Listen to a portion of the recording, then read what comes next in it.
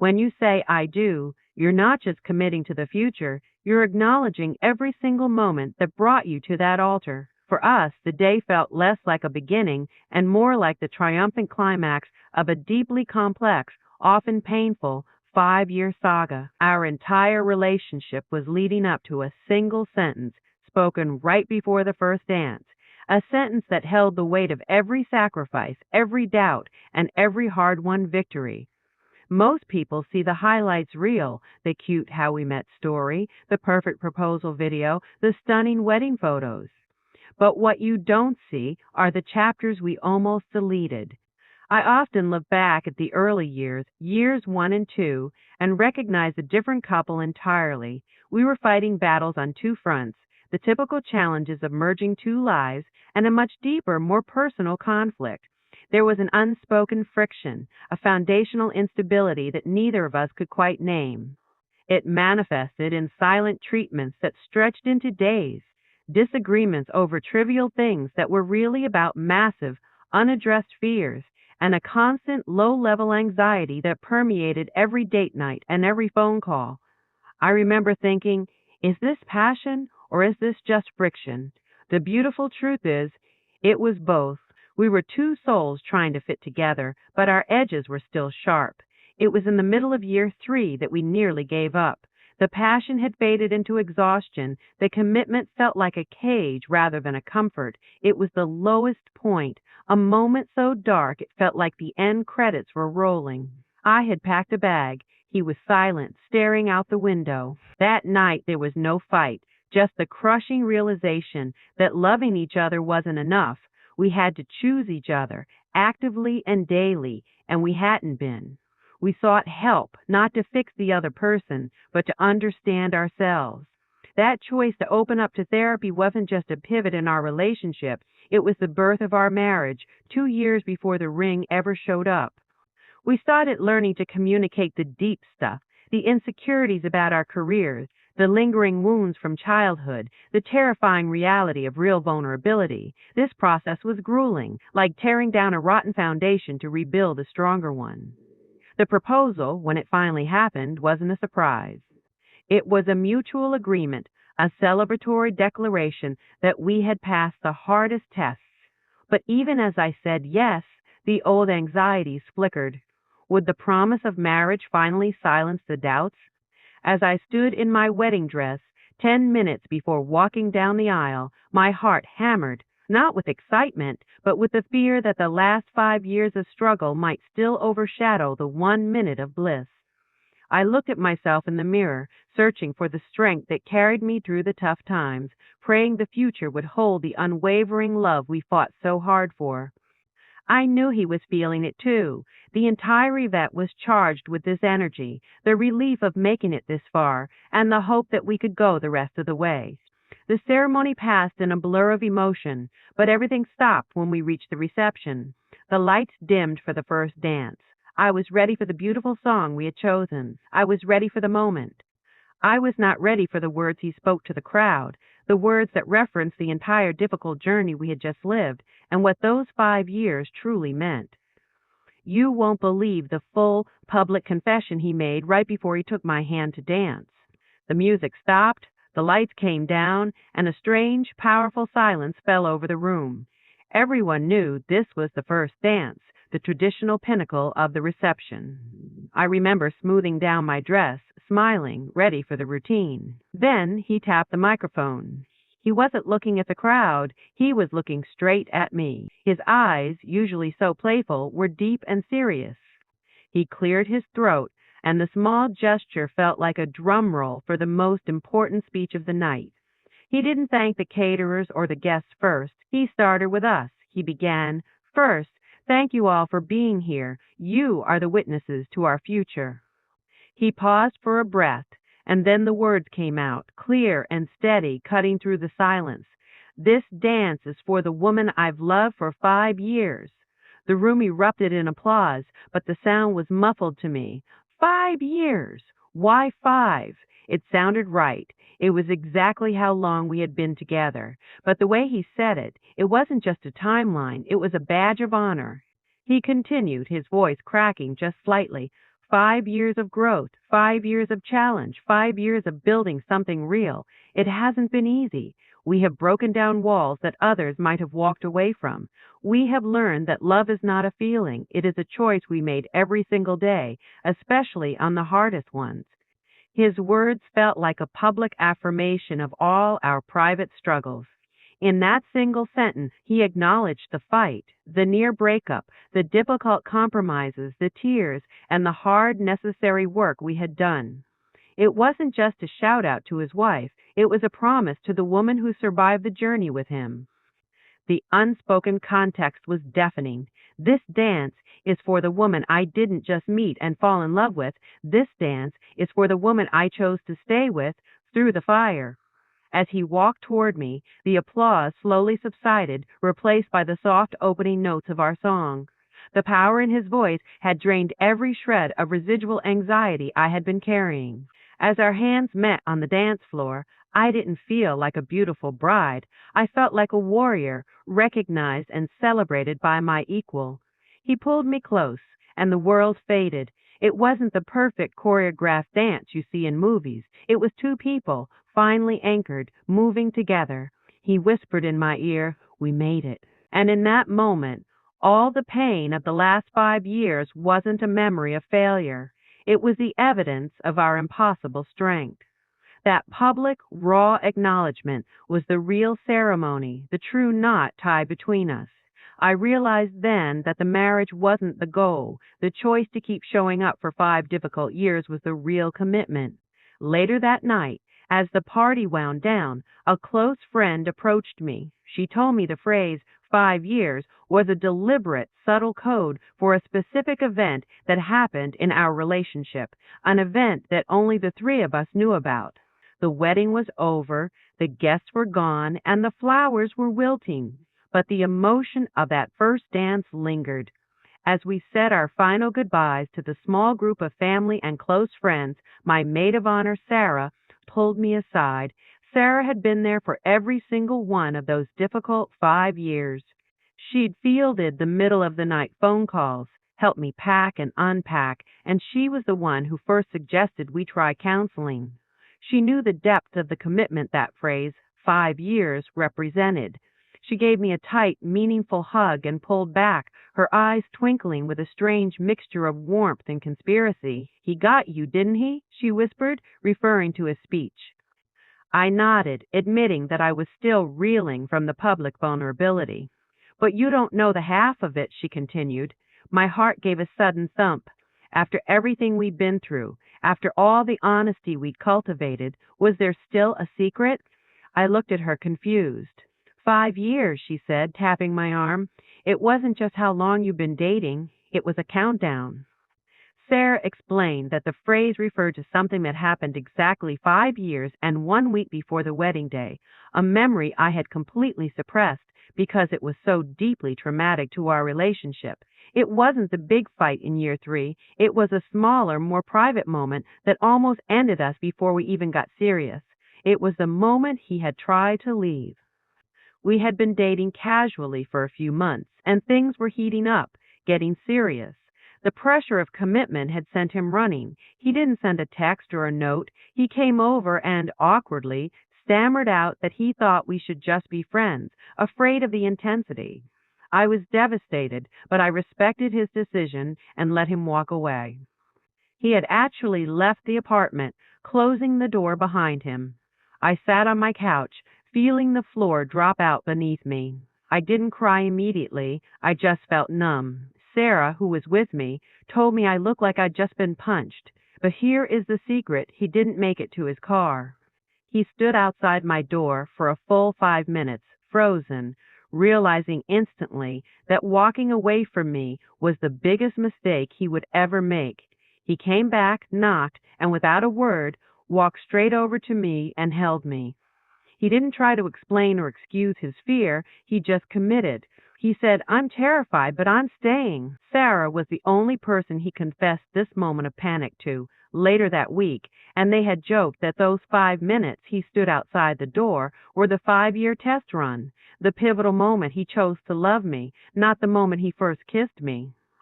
The 5 years wasn't about the duration of our dating. It was about the 5 year anniversary of the moment he made the conscious, terrifying choice to stay. When he made that declaration at the wedding, he wasn't just celebrating our time together, he was publicly celebrating the moment he overcame his deepest fear of commitment. It was a private message to me and to Sarah, acknowledging the true beginning of our intentional relationship. It gave the entire dance a completely different, soul shaking meaning. I was stunned. It transformed the already perfect day into something legendary. Learning this truth fundamentally changed how I viewed our entire relationship timeline, making me realize his love was tested right at the start. But the secret didn't stop there. When I confronted my husband about this revelation, his explanation added an even more profound layer to the story, revealing that the 5 years meant something even deeper to his family. The next day, after the initial wedding euphoria had calmed, I sat my new husband down. I wanted to hear the story of the 5 years directly from him. I told him what Sarah had confessed about the moment he stood outside my apartment door, making the agonizing choice to return and commit. He simply smiled, a quiet, knowing smile that told me the story was true and that he was proud I finally understood the depth of the code. It's true, he confirmed, taking my hand. That day, 5 years and 1 week ago, was the real day I started loving you intentionally, the day I chose you over my fear. But there's another layer to it, something I couldn't share in the chaos of the wedding, something only you need to know. He explained that the number 5 carried a deep, quiet significance in his family, a significance rooted in loss and commitment. His parents, who had been married for over 40 years, had started their life together facing a major tragedy. Exactly 5 years into their marriage, his father faced a catastrophic business failure that forced them to sell everything and move across the country. My husband said his mother always told him that those first 5 years were the honeymoon phase, but the real test of their love began when they had nothing left but each other. She had often said, the first 5 years test your passion, the rest of your life test your commitment. His parents' commitment after that 5th year, when they rebuilt their lives from scratch, became the legend of their family. It was a silent measure of true, enduring love, an unspoken threshold of permanence. For my husband, that moment of standing outside my door 5 years ago was his personal 5 year test, except it came at the start of our relationship, not 5 years into the marriage. He was consciously choosing to face the hardship, the commitment, and the potential failure right at the beginning, so that the rest of our time together would be built on pure, hard-won conviction.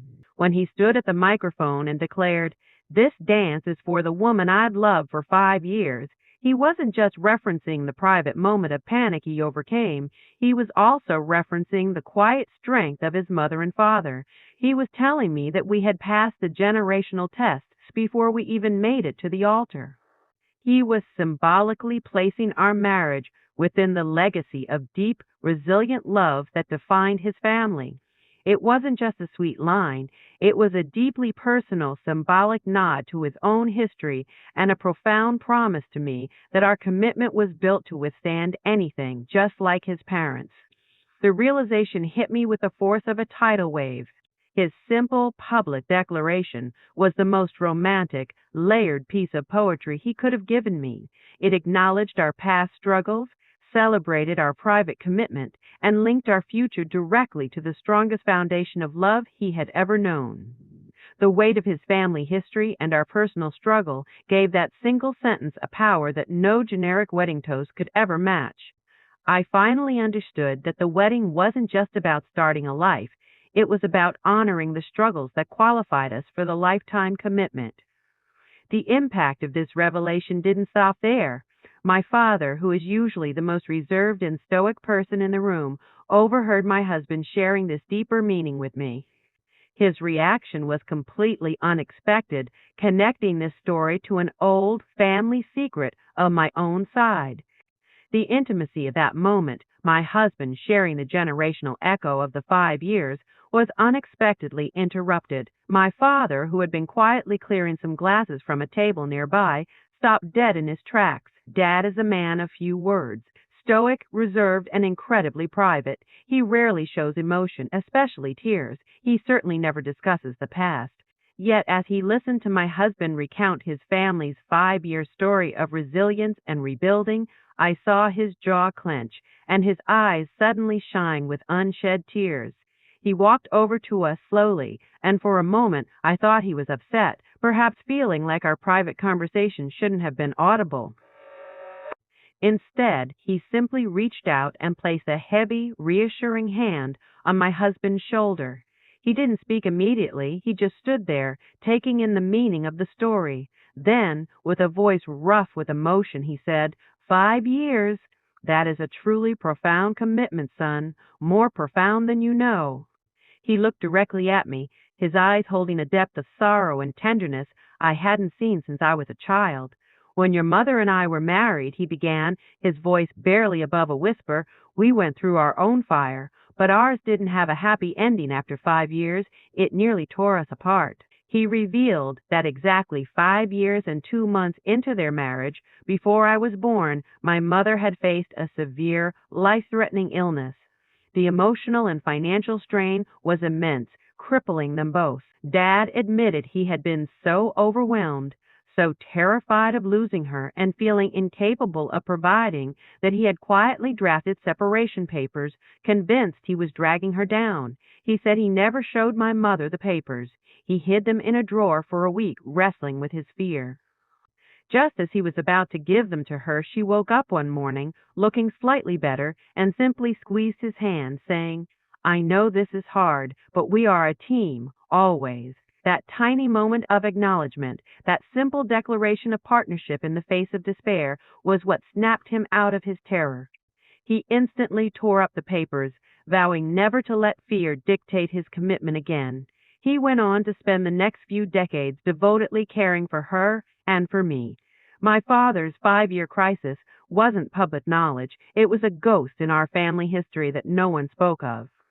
When he heard my husband reference the 5th year as the true test of commitment, he recognized the terrifying shadow of his own past. My husband's public declaration had inadvertently honored both our struggles.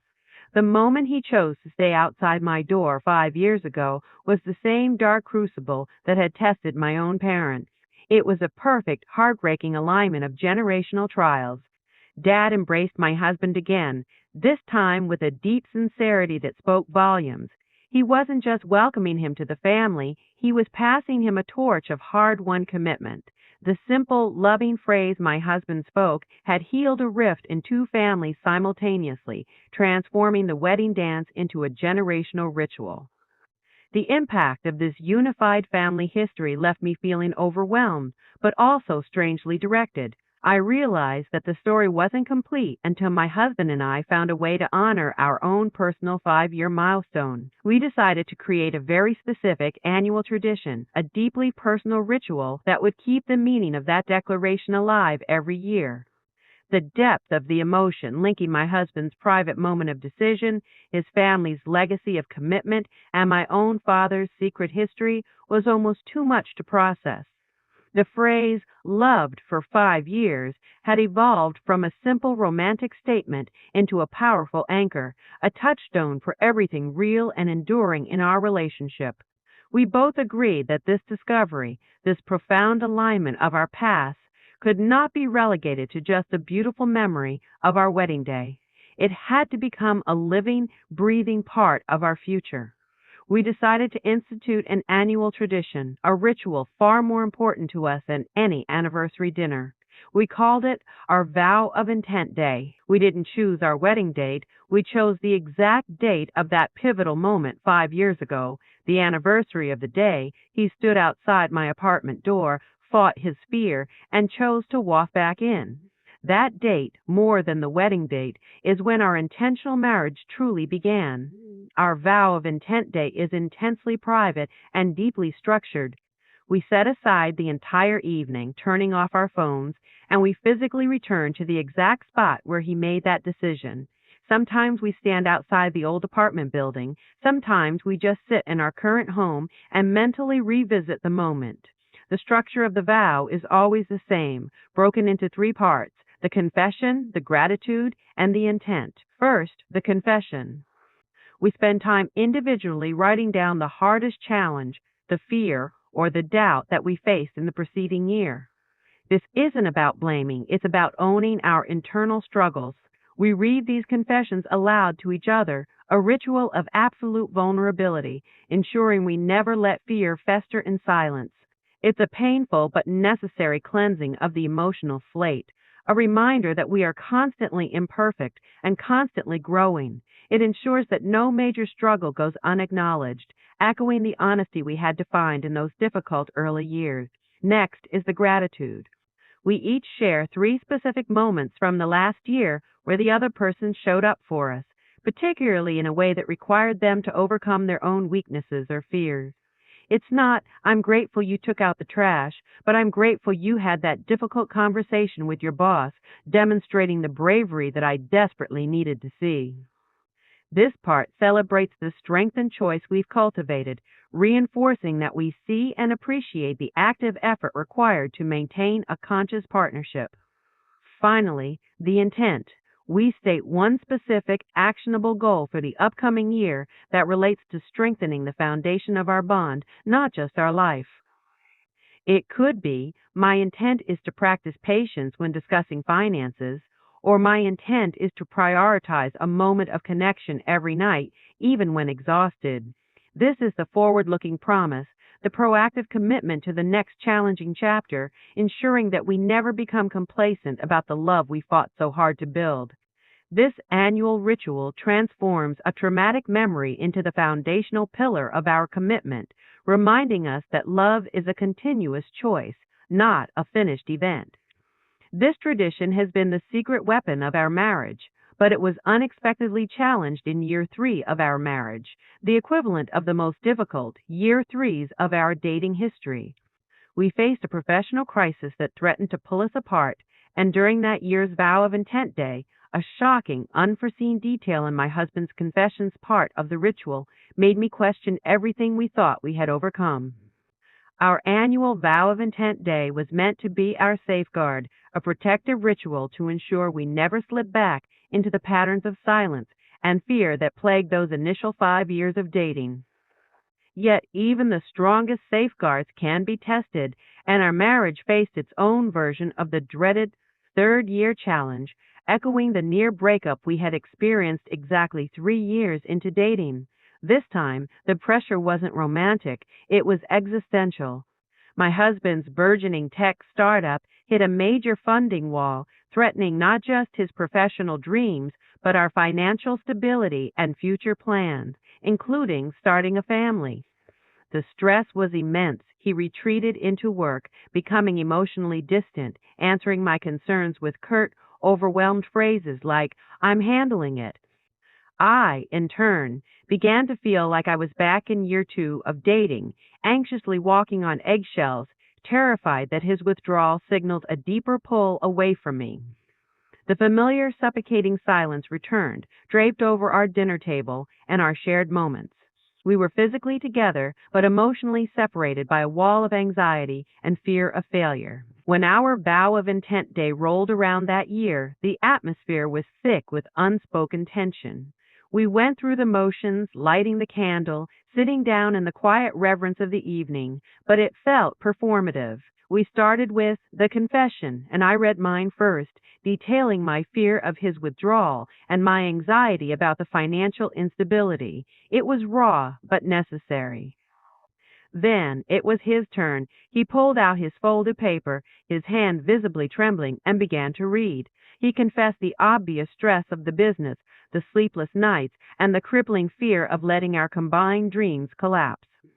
But then he paused, took a deep breath, and read the line that completely blindsided me. My deepest confession this year is that there were several mornings when, facing total business failure, I found myself thinking, this would be easier if I were alone. The words hung in the air, heavy and brutal.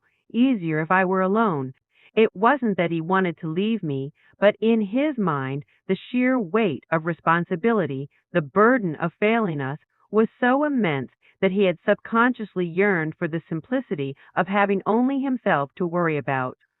It was the emotional equivalent of the moment 5 years ago when he had walked out the apartment door, a flight response to overwhelming fear, but this time the pressure was professional, not personal.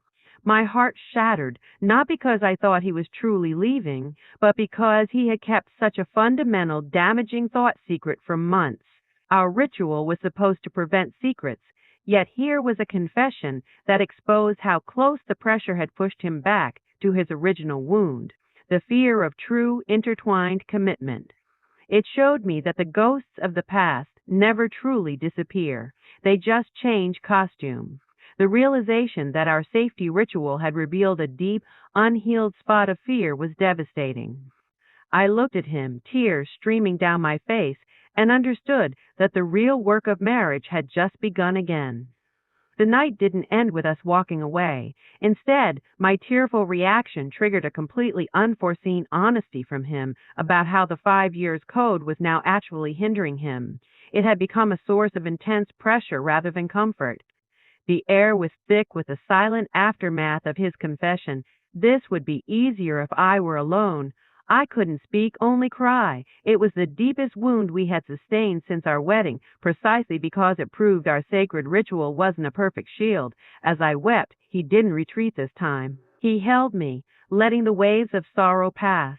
And then he began to speak again, his voice raw with regret and honesty that transcended the bounds of the ritual. He confessed that the phrase, "This dance is for the woman I've loved for 5 years," had become a double-edged sword. At the wedding, it was a declaration of victory, a badge of honor celebrating the commitment we had fought for. But in the years since, especially during his business crisis, it had morphed into an impossible standard.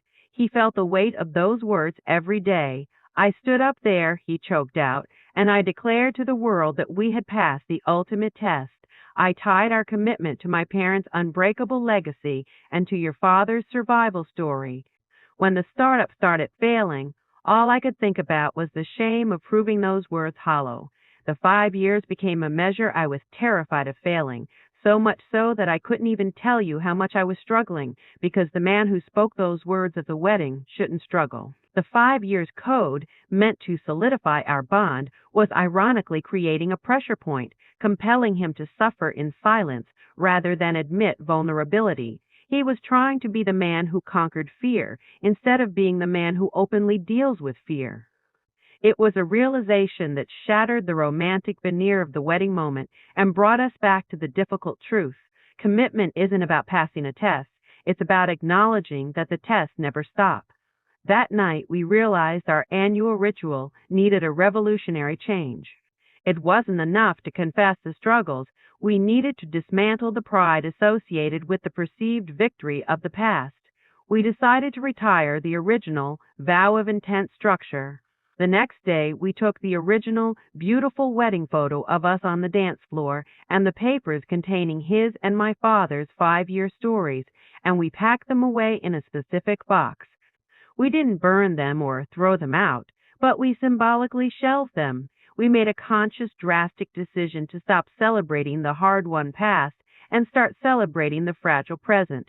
We agreed that our new ritual would no longer focus on the 5 years milestone, but on the right now vulnerability. It was a massive shift in perspective, acknowledging that the fight for love isn't over just because you get married. It's a moment-by-moment process. We decided that the next year's ritual would be simpler, more fluid, and stripped entirely of historical comparisons, forcing us to deal only with the pain, fear, and beauty of the current year without the pressure of a generational legacy to uphold. This radical change to our tradition immediately faced its biggest, most unexpected challenge, my mother.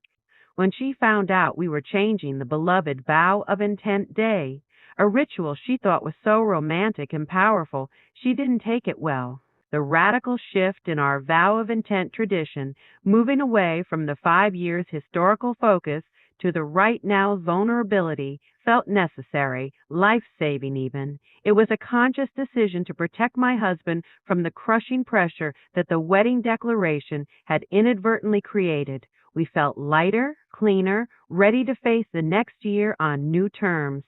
But we fail to factor in one major force: my mother. My mother, like many parents, adored the romanticism and depth of our original ritual. She saw it as proof that her daughter had found a truly profound, intentional love.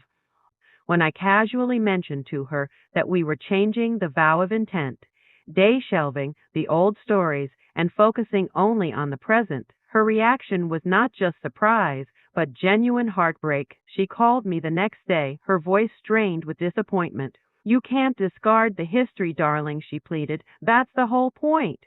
It's what reminds you of the strength you already possess. Aren't you worried you're throwing away the foundation?"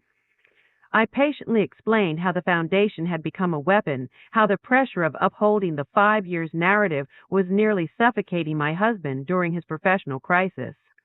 I told her how his confession, "This would be easier if I were alone," had proven that our victory celebration was premature. I expected empathy. Instead, she said something that immediately stopped me in my tracks, something that was completely unexpected and utterly profound, linking back to her own secret history with my father. "You are confusing the memory of the fight with the outcome of the fight," she said, her voice becoming firm, the voice of a woman who had faced death and chosen life. "The 5 years isn't about triumph, it's about humility. Your father and I learned that you don't celebrate the moment you survive, you celebrate the fact that the survival was shared. You can't put the story in a box because the box implies the story is finished. A healthy marriage, like a life, is an ongoing series of near failures, not a finished masterpiece." Her advice was a stunning pivot. She told me that instead of retiring the past, we needed to make it an active, living tool for the present. Her unexpected suggestion was deceptively simple. She told us to write a new 5-year story every year, not comparing it to the first, but simply appending to it. She advised that in our new vow of intent, after sharing our individual fears, we should write one collective paragraph titled, "The Current Chapter of 5 Years," detailing how the strength we demonstrated in the original 5 years helped us handle the current crisis. It was a radical recalibration.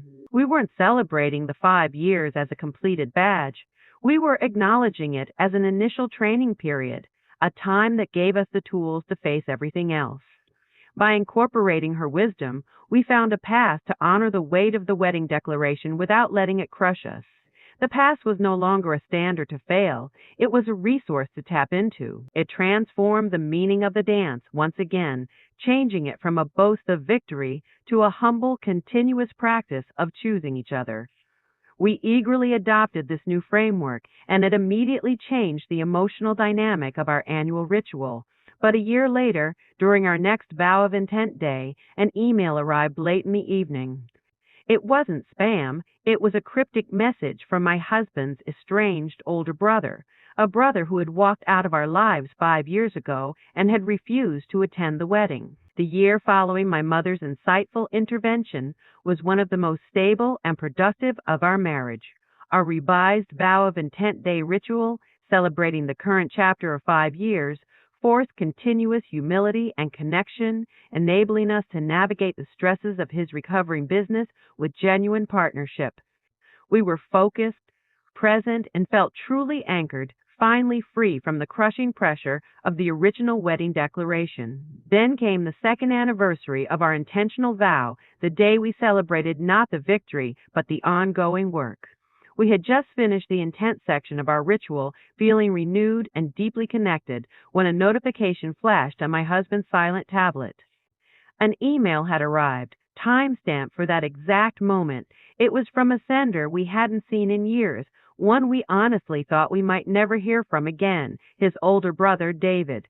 David had been estranged from the family for 5 years, a painful, silent rift that no one in his immediate circle ever discussed openly.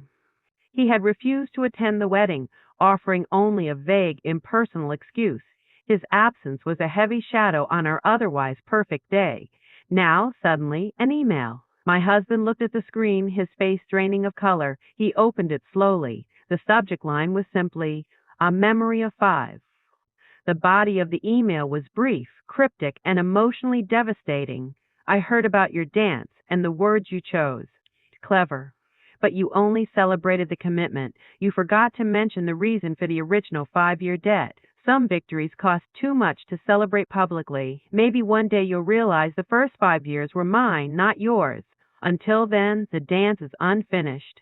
Congratulations, I guess. The email was unsigned. We sat in stunned silence.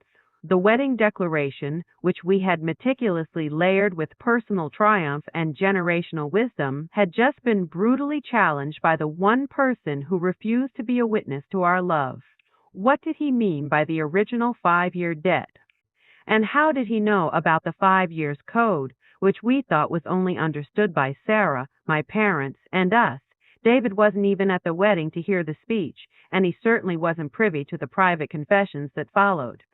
It immediately became clear that the 5 years was tied to the family estrangement, a dark, unacknowledged secret that preceded my entrance into my husband's life.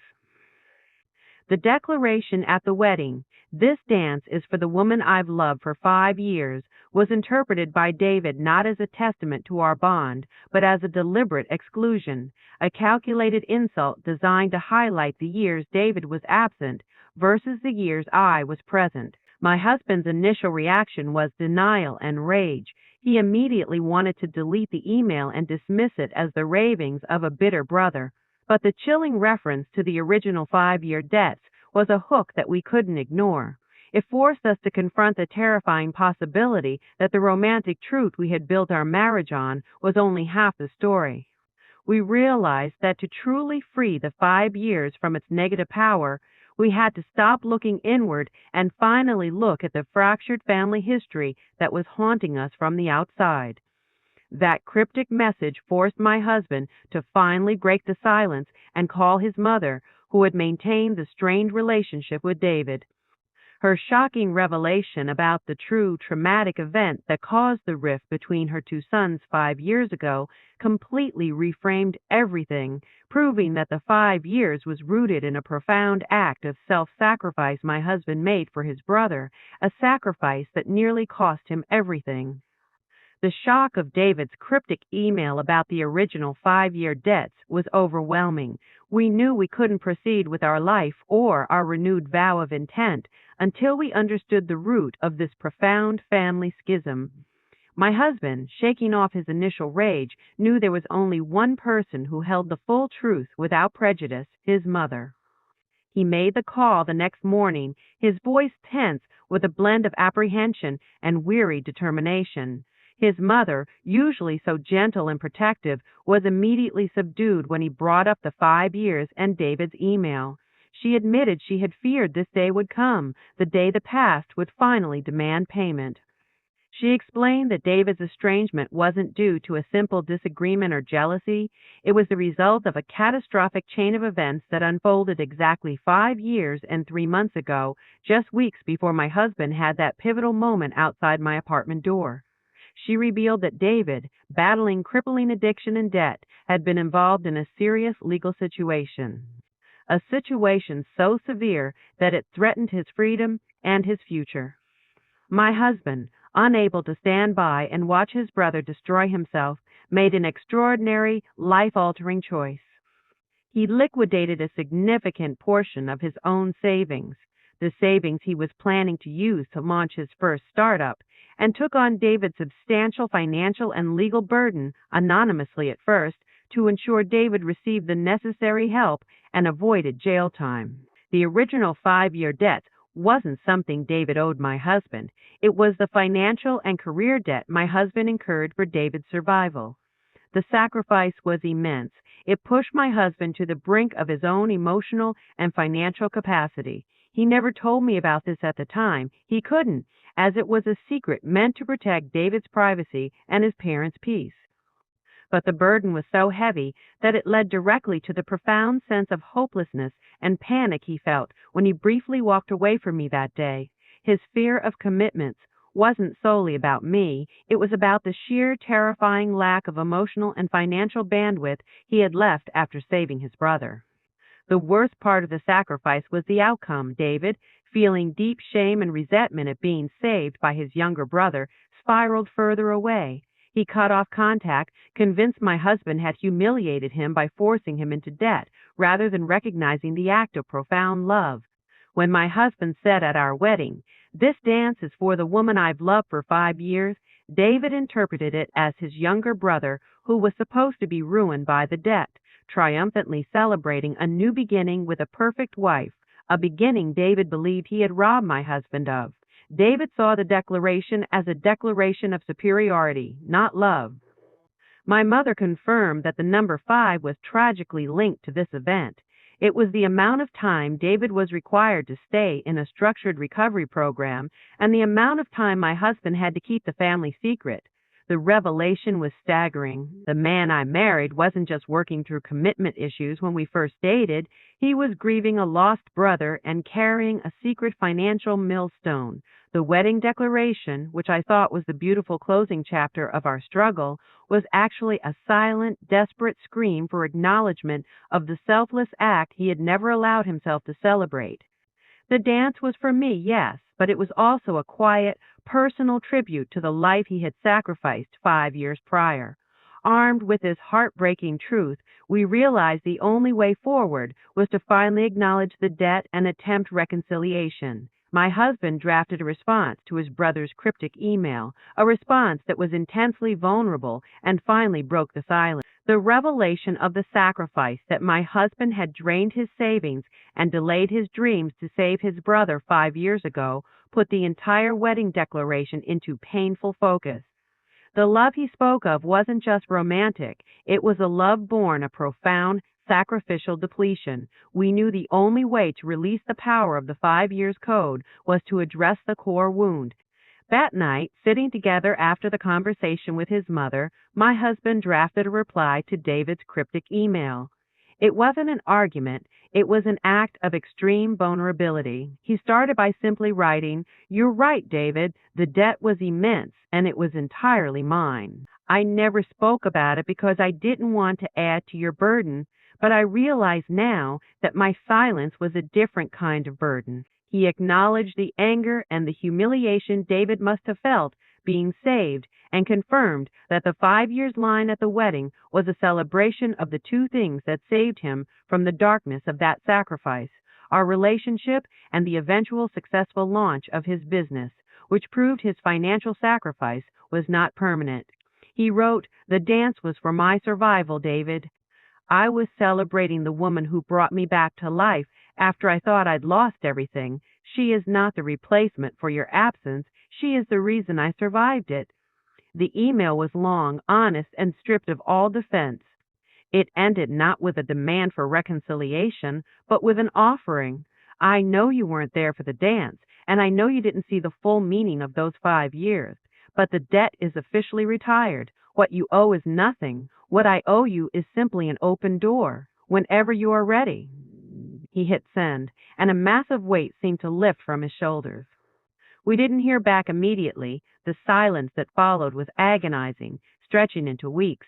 We tried to return to our life, but the uncertainty of David's response was a constant hum in the background. Then, one rainy Saturday morning, 2 months after the email, our doorbell rang. My husband opened the door, and there stood David. He wasn't smiling. He was holding a small, old wooden box. There were no emotional greetings, no apologies, just a tired, serious presence. "I received your email," David mumbled, his eyes avoiding my husband's. He pushed the wooden box into my husband's hands. "This is what you sacrificed," David said, his voice thick with emotion. The box contained all the legal and financial papers from 5 years ago, documents related to his debt, and the court fees my husband had anonymously covered. On top of the papers was a worn silver pocket watch. "This was Grandpa's," David explained, "the one Dad gave you for graduation. I stole it 5 years ago when things were really bad, thinking I could sell it. I never did. This is the only thing I can give you to pay back the real debt, not the money, but the betrayal." He didn't stay. He simply turned and walked back to his car. The physical act of returning the stolen heirloom and the debt papers was the most profound form of apology and acknowledgement we could have ever received. The 5 years of secrecy and pain had finally been physically resolved, not with a hug or a wedding toast, but with a humble offering on a rainy doorstep. The return of the watch and the papers wasn't the end of the story, but the start of true healing. The next day, my husband realized something extraordinary about the pocket watch itself, a unique, subtle inscription on the back. The return of the antique pocket watch was a seismic event in our healing process. It was more than just a family heirloom. It was a symbol of the betrayal and the subsequent self-sacrifice that had defined the past 5 years of my husband's life and indirectly our relationship. David's profound, quiet apology marked the true retirement of the debt, freeing my husband from the last remaining shadow of that traumatic period. The day after David's unexpected visit, my husband sat quietly holding the watch. It was a beautiful, slightly tarnished silver piece, etched with elegant scrolling. He was running his thumb over the back casing, deep in thought, when he suddenly stopped. He reached for his glasses and held the watch up to the light, noticing something he had never seen before, something too small and subtle to be noticed casually.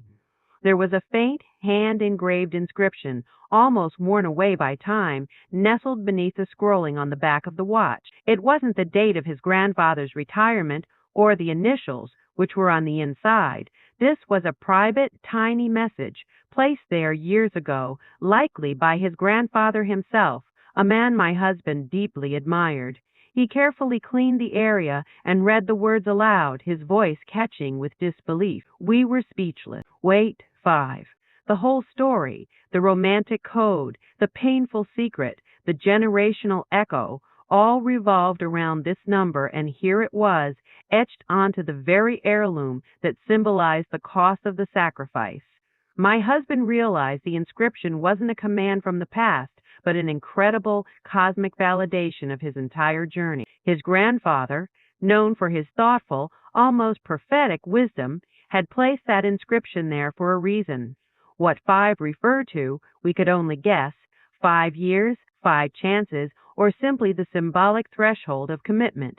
But for my husband, the message was intensely personal. He had seen past the surface of our relationship when he walked back through that door 5 years ago. He had waited 5 years while carrying the enormous secret debt. He had chosen to wait, to endure, to commit. The inscription fundamentally changed the meaning of the wedding declaration one final time. It wasn't just a self-made code of resilience. It was a deeply personal act of destiny. When my husband stood on the dance floor and said, "This dance is for the woman I've loved for 5 years," he wasn't just talking about the years we dated or the years since the sacrifice or his parents' legacy. He was fulfilling a subtle, lifelong family prophecy, an intentional act that required 5 years of pain and growth to execute. The wedding declaration, the moment we thought was the romantic climax, was, in reality, the completion of his 5-year-long journey of sacrifice and self-discovery. The dance was the reward for his endurance. He hadn't just chosen me, he had completed the necessary personal transformation, as subtly guided by the Wait 5's inscription, to finally be ready for true, open, lasting commitment. The whole story had been written in the stars, etched onto the watch, and sealed with that powerful, unforgettable sentence. The finding of the inscription created a sense of profound closure, but there was one last piece of the puzzle that needed to fall into place. We realized that our initial impulse to shelve the original wedding declaration was wrong. We needed to formally reintegrate the 5 years into our life in a way that acknowledged all its meaning: the good, the bad, and the destined. The discovery of the Wait 5 inscription on the pocket watch provided the final, breathtaking layer of meaning to our story. It confirmed that the phrase, "My husband spoke at the wedding, this dance is for the woman I've loved for 5 years," was an intentional, destined act of commitment, encompassing everything: our rocky start, his heroic sacrifice for his brother, his parents' legacy, and his own grandfather's prophetic guidance. The chaos of our past had been redeemed by a piece of tarnished silver. With this newfound wholeness, we realized that the original vow of intent tradition, which we had shelved after the pressure became too great, needed to be reinvented one final time. It was no longer about fearing the past or constantly checking the current pulse of the relationship. It was about honoring the continuity of choosing each other, acknowledging that love is a long, complex story, not a single snapshot of perfection. We decided to combine our two rituals into one powerful public statement. Our private vow of intent day still happens on the anniversary of the moment he walked back into my apartment. It remains the day for private confession, gratitude, and intent, focusing on the fragile present. But we added a beautiful annual public counterpoint. Every year, on our actual wedding anniversary, we now host a small gathering for our closest friends and family, the same people who witnessed the original declaration and the same people who know the various threads of our 5-year story. The climax of this annual celebration is the recreation of the first dance. As our song begins to play, my husband walks over to me, takes my hand, and walks me to the center of the floor. Before we begin to dance, he raises a glass and offers a toast. The words are always the same, yet the meaning evolves. This dance is for the woman I've loved for 5 years and the many years we continue to choose each other. He then looks at me and he shares one simple, uplifting reflection that encapsulates how the events of the original 5 years, the strength, the endurance, the humility, helped us conquer the challenge of the last year. This short public reflection is our way of integrating the full, complex narrative, the family legacies, the brother's pain, the pocket watch, and our perseverance. It acknowledges that the foundation of our marriage is not perfection, but resilience. It's a toast that honors the debt, the fear, the struggle, and the ultimate triumph of choosing to stay. This tradition has fully transformed the meaning of the number 5. It is no longer a code for a secret debt or a standard of impossible perfection. It has become a symbol of intentional endurance. A reminder that the most profound love stories are those written not in fairy tales, but in the difficult, necessary choices made over and over again. The dance is not just the memory of a wedding. It is the physical representation of the continuous choice to step onto the floor with vulnerability, honor the past, and commit to the challenging beauty of the next chapter. And as we sway, I know that every year we are dancing not just for the woman he loved, but for the life we successfully fought to build. Thank you for joining me on this deeply personal journey through love, secrets, and resilience. I hope our story encourages you to look past the surface of your own relationships and find the powerful, hidden meanings in your biggest challenge. What is the untold story behind your greatest commitment? Let me know in the comments below. What secret phrase or moment defines the resilience in your own life story? Don't forget to like and subscribe, and I'll see you in the next video.